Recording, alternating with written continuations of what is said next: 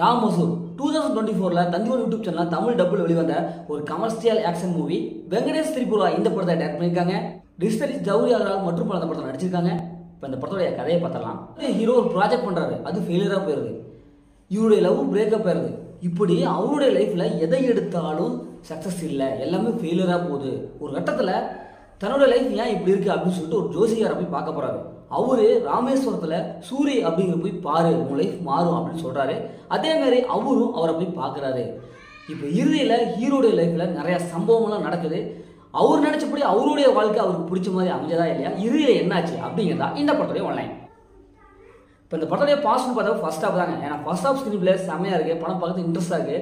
Story wise பார்க்கும்போது சூப்பரான ஸ்டோரியாக இருக்குது. ஏன்னா ஃபர்ஸ்ட் ஹாஃப் பார்க்கும் உண்மையிலேயே ட்விஸ்ட் அண்ட் டர்னிங்லாம் பார்க்கும்போது எப்பா என்னையா அது இப்படி போகுது, அடுத்தது என்னப்பா நடக்க போகுது அப்படிங்கிற அளவுக்கு நம்மளை அப்படியே இம்ப்ரெஸ் பண்ணியிருக்காங்க. எந்த இடத்துலையும் போர் அடிக்கல. எப்படி இருக்குன்னா இன்னும் செகண்ட் ஹாஃப்ல எப்படி இருக்க போகுது அப்படின்னு சொல்லிட்டு செகண்ட் ஹாஃப் மேலே நமக்கு ஒரு இம்ப்ரெஸ் ஏற்படுது.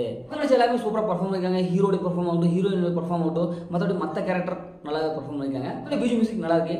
படத்தோட சினிமோட கலர்ஃபுல் அப்படி கொடுத்துருக்காங்க. கேரக்டர் தமிழ் டபுள் வைஸ் கொடுத்துருக்காங்க. அந்த படத்தோட மைனஸ்ன்னு பார்த்தாவே செகண்ட் ஹாஃப் தாங்க. ஏன்னா ஃபர்ஸ்ட் ஹாஃப் ரொம்ப சூப்பராக கொடுத்துருக்காங்க. ஆனால் செகண்ட் ஹாஃப் என்ன அது அப்படி உள்டாக மாதிரி போச்சு. என்ன நிறைய கேரக்டர்களை உள்ளே கொண்டு வந்துருக்காங்க. ஆனால் ஒரு கேரக்டரும் ஃபுல்ஃபில் பண்ணவே இல்லை. செகண்ட் ஹாஃபில் ட்விஸ்ட் நினைக்க இல்லை, ப்ரிடிக்டபிளாக இருக்குது. பார்த்து பார்க்கப்பட அதே சிந்தை வந்திருக்கு.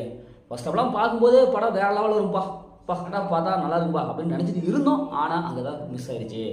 அதேமாதிரி படத்தோடைய கிளைமேக்ஸ் ரொம்ப முக்கியமான கிளைமேக்ஸ் கொடுத்துட்டாங்க. செகண்ட் ஹாஃப்லேருந்து லேக் அடிக்க ஆரம்பிது. ஈஸியாக கெஸ் பண்ணிடலாம், அடுத்து இதான் நடக்க போகுது அப்படிங்கிற மாதிரி செகண்ட் ஹாஃப்லாம் ஃபுல்லாகவே இருக்குது. இந்த படத்தை ஃபேமிலியாக பார்க்கலாம், கண்டிப்பாக ஃபேமிலி பார்க்கலாம். படத்தில் அந்த மாதிரி செஞ்சு எதுவுமே இல்லை. முதல் அந்த படம் சூப்பராக சும்மா இருக்கணும். இந்த படம் ஒரு ஒன் டைம் ஆச்சு தான் நான் சொன்னேன்.